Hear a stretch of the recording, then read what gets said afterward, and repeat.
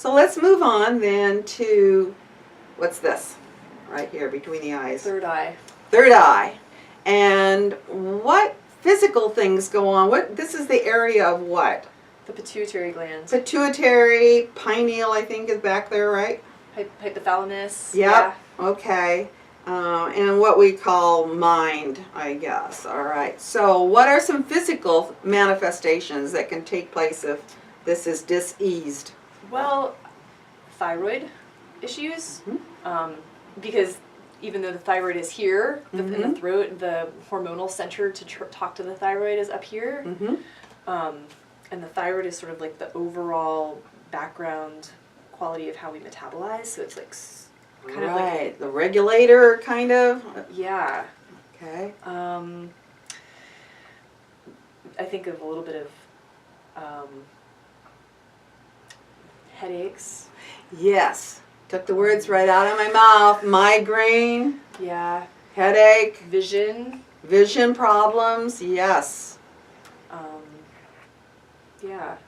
And if you want to just immediately flip-flop over to the emotional piece, I've had people say, I'm just not seeing this. I just, Brain fog. Right, exactly. I have no clarity.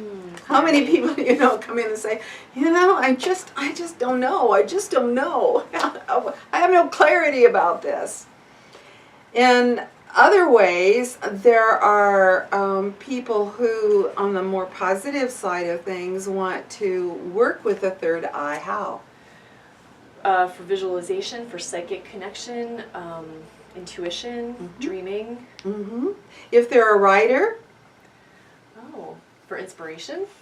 Where do ideas come from? Right? Whoa! How can you get something into the ink and into the page and so forth if you're not coming from concept? Oh, that's so interesting though, because that's creation at the second chakra connecting with the sixth chakra for inspiration. Yeah, that's why it's impossible. The whole system is working together. And I haven't mentioned yet, but this is a good place to put this little concept, is that sound is intelligent.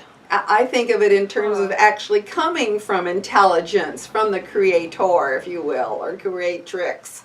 And it knows where to go in the body. So if you're working on a third chakra issue, or so you think, and you confined it to that, and you're sounding into the solar plexus, well, that's not to say that that sound isn't going to travel exactly where it needs to go.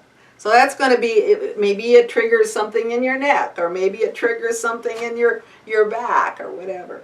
It knows. It knows. That's really exactly. nice. It's intelligent. It knows exactly where to go. So that's, again, another reason you can't do this wrong. Set your intention, go for it, give it your best shot, and then let mystery, take place. So yes, mind, ideas, imagination, visualization, psychics. There are people now down at the Lizard teaching this whole process of how do you channel? What happens? What is that process all about?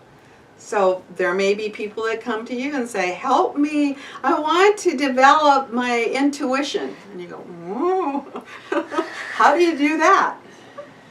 Yeah. Supporting the sixth chakra with sound. Exactly. And in Montessori, when I was doing my Montessori training, I developed a lot of materials for the classroom. Here comes the junior high piece, too. And for one client that came that wanted to develop her intuition, it got me thinking, because not very often had I worked with that before. And so I had got out a pillowcase, and I went around the room, and I put all kinds of objects in it with all kinds of textures and so forth, which I learned from Montessori, the tactile stuff.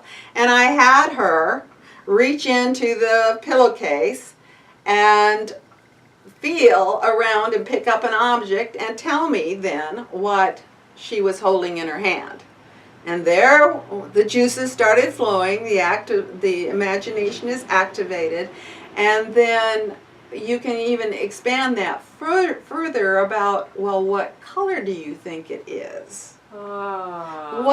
does it have any, do you feel any energy around that? You know, just like you put objects behind the a curtain, or you put people in different rooms and you say, you know, send thoughts back and forth. So there's all kinds of ways. That little pillowcase was one way of helping develop the intuition or the intuitive piece. So Very cool. again, you have clients coming to you for Thank that you. sort of thing. Oh, it's just fun. You know, it's another one of those Yeah. creative things I can't stop myself from doing.